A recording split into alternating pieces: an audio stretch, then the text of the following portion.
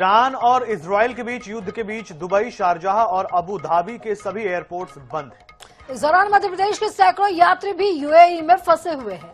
Dubai में सुरक्षा की स्थिति तनावपूर्ण है। सायरन बज रहे हैं और धमाकों की आवाज लगातार सुनाई दे रही है। मध्य प्रदेश के नगरीय प्रशासन मंत्री कैलाश विजयवर्गीय ने विदेश मंत्रालय से संपर्क कर फंसे इंदौरियों की सुरक्षित वापसी के उपाय किए जाने की बात कही है। आपको बता दें कि ईरान पर इजराइल और अमेरिका की स्ट्राइक के बीच बुर्ज खलीफा के पास ड्रोन हमले की खबर से दुबई में अलर्ट बढ़ गया है। एहतियातन दुबई के एयरपोर्ट अस्थायी रूप से बंद कर दिए गए हैं और कई उड़ानें रद्द कर दी गई है। इसका असर दिल्ली सहित मध्य प्रदेश के यात्रियों पर भी पड़ रहा है। शारजाह से इंदौर आने वाले air India express flight IX 256 और IX 255 रद्द होने से 100 से ज्यादा यात्री फंस गए हैं। इंदौर, भोपाल और ग्वालियर के परिवार एयरपोर्ट पर इनका इंतजार कर रहे हैं। पूर्व विधायक संजय शुक्ला ने बताया कि सभी सुरक्षित हैं, लेकिन वापसी को लेकर अनिश्चितता बनी हुई है। यात्रियों को भोजन और ठहरने में परेशानी हो रही है। हम लोग इंदौर से आए हुए हैं और इंदौर से कई लोग यहाँ पर हम फंसे हुए हैं और इंदौर यहाँ की हालत बहुत खराब हो चुके हैं। आप देखिए, अभी सामने बम गिरा है, वहां देखिए बम गिर गया, पूरा बम गिर गया है। अभी दुबई एयरपोर्ट पे भी एक बम गिर गया है। तो यहाँ की हालत बहुत खराब हो चुके हैं। पूरा ट्रैफिक बंद है। सरकार द्वारा लगातार यहाँ पर अलार्म बजाया जा रहा है मोबाइल पे, जिससे आप अलर्ट रहें, रूम में रहें, कांच के पास में ना रहें, अंदर रहें। और उसके अलावा मैं भारत सरकार के आदरणीय मोदी जी, आदरणीय अमित शाह जी से निवेदन करना चाहूंगा कि इंडिया के कई लोग यहाँ फंसे हुए हैं, डरे हुए हैं, क्योंकि यहाँ पर लगातार हालात बिगड़ते जा रहे हैं। यहाँ पर न समुद्र के रास्ते जा सकते हैं, न बाय रोड जा सकते हैं, क्योंकि बाय रोड जाना है तो ईरान के रास्ते से ही इंडिया जाना है। तो हम चाहते हैं कि आप हमारी सबकी मदद करें।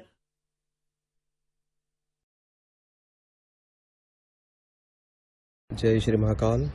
मैं विकास पुजारी, उज्जैन महाकालेश्वर मंदिर से। हम लोग 22 तारीख को यहाँ पर दुबई आए थे और हमारा काफ़ी अच्छा यहाँ पे एक सांस्कृतिक ज्योतिष का एक कार्यक्रम था, सत्संग का कार्यक्रम था। 3, 4, 5 दिन हमारा कार्यक्रम रहा, काफ़ी अच्छा रहा। सब सिस्टम बहुत अच्छा था यहाँ पर। दुबई शहर बहुत अच्छा है। लेकिन कल जब हम लोग फ्लाइट में बैठे थे वापस इंदौर आने के लिए, तो वहाँ समस्या हो गई कि पता चला काफ़ी देर के बाद में कि कुछ युद्ध हुआ है और उस युद्ध की वजह से सारी फ्लाइटें, एयरपोर्ट सब बंद कर दिए गए हैं। उसके बाद से हम लोग वहाँ से बाहर आ गए थे। हम लोगों को उन्होंने यही कहा था कि आप लोग अभी जाइए, आगे का जो भी इन्फॉर्मेशन होगा हम आपको बताएंगे। अभी तक तो कोई इन्फॉर्मेशन आया नहीं है। हम अपने पर्सनल होटल लेकर हम लोग रुके हुए हैं। अब जैसा भी आगे व्यवस्थाएं बनेगी उस अनुसार हम भी कार्य करेंगे। ईरान और इजराइल के बीच जारी तनाव का असर अब पूरे मिडिल ईस्ट में साफ दिखाई देने लगा है। ईरानी एयर स्पेस बंद होने की वजह से विभिन्न देशों के सैकड़ों लोग फंस गए। ट्रैवल एजेंट फेडरेशन के मुताबिक मध्य प्रदेश के 750 से अधिक लोग इस स्थिति से प्रभावित हुए हैं। इनमें वे लोग भी शामिल हैं जिन्हें भारत लौटना था या जिनकी आगे की कनेक्टिंग फ्लाइट्स थी। एयर स्पेस बंद होने से उनकी यात्रा योजनाएं जो हैं वो पूरी तरह से प्रभावित हो गई हैं। हालांकि राहत की बात यह है कि अधिकांश एयरलाइंस ने 10 मार्च तक की बुकिंग पर कैंसिलेशन के मामले में 100% रिफंड देने की घोषणा की है।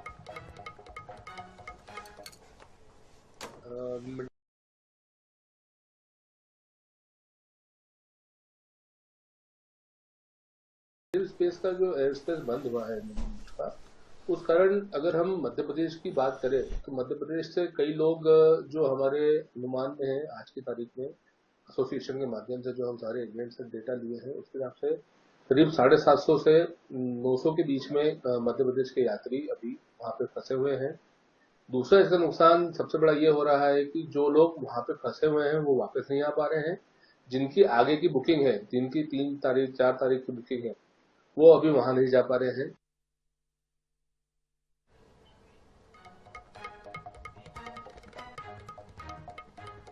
इजराइल और अमेरिका के संयुक्त हमले में ईरान के शीर्ष नेतृत्व की मौत की खबर के बाद विरोध प्रदर्शन किया जा रहा है। इंदौर में शिया समुदाय के लोगों द्वारा छतरी बाग इलाके के शिया मस्जिद पर किए गए विरोध प्रदर्शन को लेकर के पुलिस अलर्ट है। पुलिस शिया संप्रदाय की गतिविधियों पर निगाह बनाए हुए है। अतिरिक्त पुलिस कमिश्नर अमित कुमार सिंह ने बताया कि शहर में 4 से 5 हजार तक की शिया आबादी है। इसके चलते संवेदनशील इलाकों में विशेष सुरक्षा व्यवस्था तैनात की गई है। पुलिस पूरी तरह सतर्क है। किसी भी तरह की उग्र गतिविधि या कानून व्यवस्था बिगाड़ने की कोशिश पर सख्त कार्रवाई की जाएगी।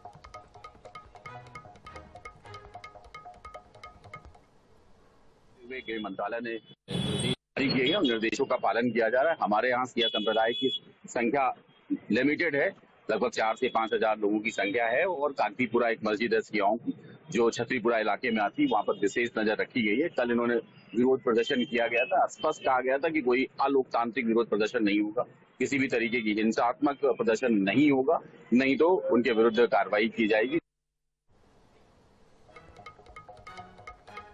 अमेरिकी हमले में मारे गए ईरान के supreme leader Syed Ali Khamenei को खिराजे अकीदत पेश करते हुए श्रद्धांजलि दी गई।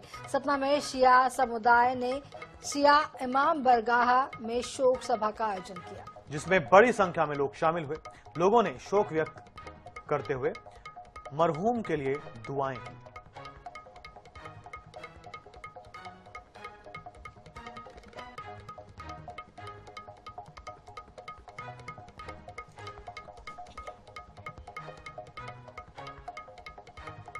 तो मुख्यमंत्री डॉक्टर मोहन यादव की अध्यक्षता में पहली कृषि कैबिनेट सोमवार को बड़वानी के नागलवाड़ी में हुई।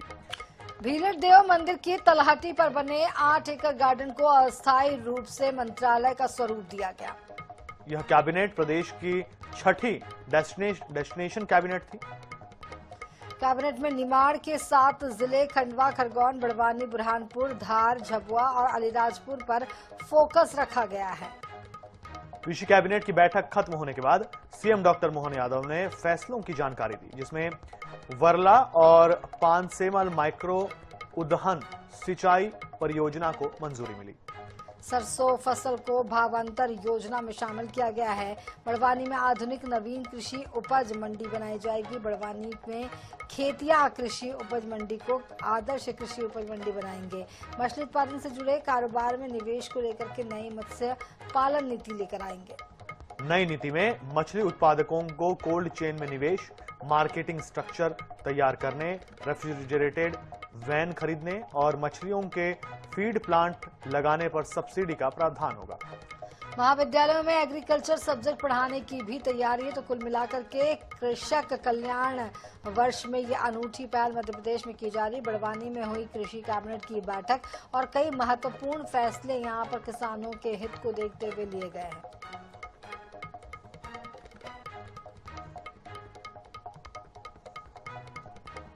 तो बता दें कि कृषक कल्याण वर्ष में मोहन सरकार की अनूठी पहल है। बड़वानी के नागलवाड़ी में हुई पहली कृषि cabinet. CM doctor Mohan Yadav की अध्यक्षता में कई अहम फैसलों पर मुहर लगी है। बिल्कुल, तो देखिए ये छठी डेस्टिनेशन कैबिनेट की बैठक और ये कृषि कैबिनेट की बैठक जो कि पहली बार हुई बड़वानी में। 22,746 करोड़ का भार सरकार वहन करने वाली है। ये किसानों के कल्याण के लिए हम ये राशि खर्च करेंगे। कृषि का 1 जिसमें अलग अलग विषय है, उद्यानिकी के 3, पशुपालन के 4, मछुआ कल्याण के 2, सहकारिता के 4, नर्मदा घाटी विकास के 2 प्रस्ताव इसमें शामिल है। नर्मदा घाटी विकास विभाग अंतर्गत बरला उद्वन माइक्रो सिंचाई परियोजना स्वीकृत की गई, जिसमें इस तहसील के 33 गांवों की 15,500 हेक्टेयर में सिंचाई होगी, जिसकी लागत लगभग 861 करोड़ रुपए के आसपास की है। इसी तरह पानसेमल की सिंचाई परियोजना, जिसमें पानसेमल तहसील के 53 गांवों के 22,500 हेक्टेयर की सिंचाई इस क्षेत्र में होगी, जिसकी लागत लगभग 1208 करोड़ की आने वाली है।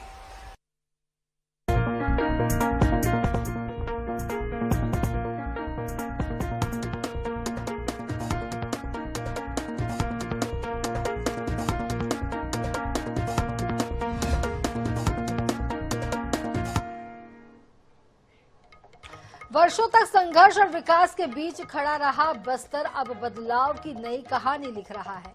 नक्सल गतिविधियों और सीपीआई की मौजूदगी से प्रभावित इस इलाके में भय और असुरक्षा ने विकास की रफ्तार थाम दी थी। लेकिन अब तस्वीर बदल रही है। बस्तर की महिलाओं ने स्व सहायता समूह के जरिए हरावल गुलाल बनाकर आत्मनिर्भरता की राह पकड़ी है। पलाश, महुआ और हल्दी से तैयार यह प्राकृतिक गुलाल पर्यावरण के अनुकूल होने के साथ शांति का प्रतीक बन गया है। महिलाओं का कहना है कि पहले बाजार जाना भी कठिन था, अब उनका उत्पाद शहरों तक पहुंच रहा है। हरावल गुलाल केवल रंग नहीं बल्कि उम्मीद, सशक्तिकरण और स्थायी विकास का संदेश है।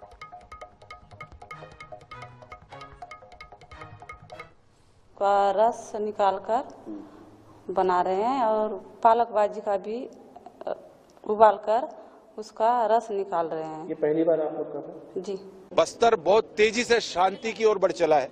अब यहाँ की महिला स्व सहायता समूह की बहनें, हमारी ग्रामीण बहनें हैं, जो पुराना बस्तर हुआ करता था, जो पंखुड़ियों से गुलाल बनाने का रहता था यहाँ पर, और अब देखिए बस्तर में लाल हो जाता है इतना हमारा वो पेड़ जो पलाश का पेड़ होता है। बस्तर पूर्ण रूप से मुख्य धारा में आकर डेफिनेटली बहुत अच्छा वातावरण है। और हमारी दीदियों के लाइवलीहुड प्रमोशन के लिए हमने ये इनिशिएटिव प्रारंभ करा है। तो उनके द्वारा ऑर्गेनिक रूप से जो पेड़ों के पत्ते हैं और चुकंदर है और अलग अलग जो अरारोट पाउडर के साथ कलर मतलब ऑर्गेनिक प्रोडक्ट्स को मिक्स करके ये बनाया जाता है और ये बहुत ही स्किन के लिए भी अच्छा रहता है। तो मैं आपके माध्यम से सबसे अपील भी करना चाहूंगा कि हमारी स्वयं सहायता समूह की दीदियों के रोजगार सृजन में हेल्प करते हुए और ये हमारी जिला पंचायत के समूह के द्वारा जो बनाया गया है ऑर्गेनिक कलर्स, उनका इस आने वाली होली में ज्यादा से ज्यादा प्रयोग करें।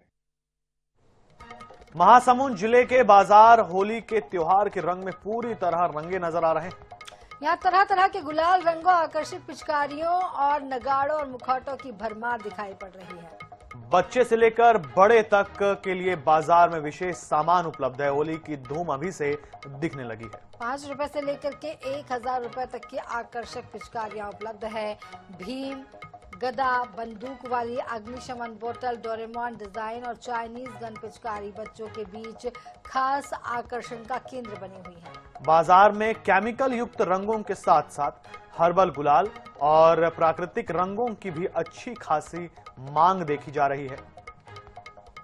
होली के पारंपरिक उत्साह को बनाए रखने के लिए 150 रुपए जोड़े से लेकर के 3000 रुपए तक के छोटे बड़े नगाड़े भी बाजार में उपलब्ध है। दुकानदारों का कहना है कि इस वर्ष हर्बल रंग और गुलाल की मांग में बढ़ोतरी हुई है। इसमें तो गुलाल ही खास है। अभी पानी का उपयोग कम करना है बोल के लोग गुलाल ज़्यादा उपयोग कर रहे हैं और पिचकारी में चाइना का पिचकारी थोड़ा चल रहा है, इलेक्ट्रॉनिक वाला। सबसे पहले मैं लोगों को होली की हार्दिक शुभकामनाएं देता हूं सभी को और लोगों से कहूंगा कि वो हर्बल गुलाल का उपयोग करें, अच्छे से मनाएं होली सभी भाईचारे के साथ और हर्बल गुलाल रंगों का उपयोग करें जिससे लोगों को असुविधा ना हो और सभी मिलजुल कर रहें। ऐसा है कि सब बच्चे बड़े सब मिलजुल करके अच्छे से सामंजस्य से होली खेलें, कहीं कोई हुड़दंग या इस तरह की कोई बातें कोई भी ना हो, शांतिपूर्वक ढंग से हर कोई होली मनाए। सद्भावना का त्योहार है हमारा ये। हर साल होली के दौरान यात्रियों को त्योहार के कारण रूटीन की ट्रेनों में सीट मिलना मुश्किल हो जाता है। इस बार दक्षिण पूर्व मध्य रेलवे की ओर से 15 ट्रेनें चलाई जाएंगी, जिसके लिए अतिरिक्त 56 टिप्स की होली स्पेशल ट्रेन दक्षिण पूर्व मध्य रेलवे के विभिन्न स्टेशनों के से होकर गुजरेगी। साल की तरह इस साल भी होली का त्योहार देखते हुए रेलवे स्टेशनों पर यात्रियों की भीड़ बढ़ गई है। कई लोग अपने घर लौट रहे हैं तो कई लोग अपने रिश्तेदारों के यहाँ होली मनाने के लिए जा रहे हैं। ऐसे में ट्रेनें लगभग फुल हैं, लेकिन रेलवे ने हर साल की तरह इस साल भी एक विशेष व्यवस्था जो है वो यात्रियों के लिए की है, जहां पर अलग से 70 स्पेशल ट्रेनें होली को देखते हुए चलाने का फैसला लिया गया है, जो कि रायपुर से गोंदिया, इसके अलावा हजरत निजामुद्दीन समेत अलग अलग राज्यों के बड़े बड़े शहरों तक के लिए यह स्पेशल ट्रेनें जो है वो चलाई जाएंगी, जिसमें गोंदिया पटना, गोंदिया स्पेशल, इसके अलावा बिलासपुर स्पेशल ट्रेन चलाई जा रही है। कुल मिलाकर के 56 फेरे जोन से होकर के जो है ये ट्रेनें अलग अलग गुजरेंगी और अलग अलग इनका जो समय है, समय सारणी वो रखी गई ताकि होली से पहले भी जो लोग हैं जो आना जाना करते हैं वे अपनी जगह पहुंच सके और इसके बाद होली खत्म होने के बाद सभी लोग अपने घर लौट सके, इसके लिए भी व्यवस्था की गई है। 70 होली स्पेशल ट्रेनों में 70 फेरों में से 14 फेरे एसईसीआर के दुर्ग, बिलासपुर, गोंदिया स्टेशनों से प्रारंभ होंगे और बाकी के 56 फेरे विभिन्न स्टेशनों से होकर के गुजरेंगे। यानी कि कुल मिलाकर के देश के अलग अलग राज्यों के बड़े बड़े शहरों तक के लिए बेहतर कनेक्टिविटी के लिए रायपुर रेलवे स्टेशन से 70 स्पेशल ट्रेनें जो है वो रेलवे द्वारा चलाई जा रही है। आज यानी कि 2 मार्च से स्पेशल ट्रेनों का संचालन शुरू कर दिया गया है और लगभग 12 से 14 मार्च तक अलग अलग जो ट्रेनें हैं वो चलाई जाएंगी अलग अलग राज्यों तक, ताकि होली के त्यौहार शुरू होने से लेकर के त्यौहार खत्म होने के बाद लोग जो है अपने घर सुरक्षित और सही ढंग से पहुंच सके और उन्हें किसी प्रकार की अव्यवस्था ना हो ट्रेन में, इसके लिए यह फैसला लिया गया है।